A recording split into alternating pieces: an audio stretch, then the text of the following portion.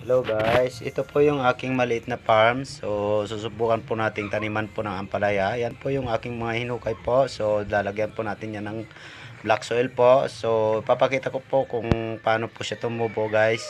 So yan na po guys, yung aking tinanim. May mga gapangan na po hanggang sa taas po. So yan po.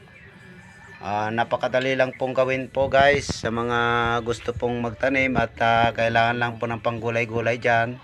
So ito na po, napakasimple lang po.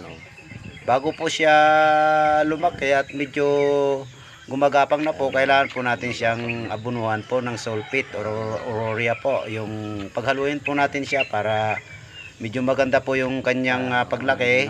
So abangan na lang po natin hanggang 1 month bago siya gagapang. So ayan na po, mag-aantay na lang po tayong bumunga.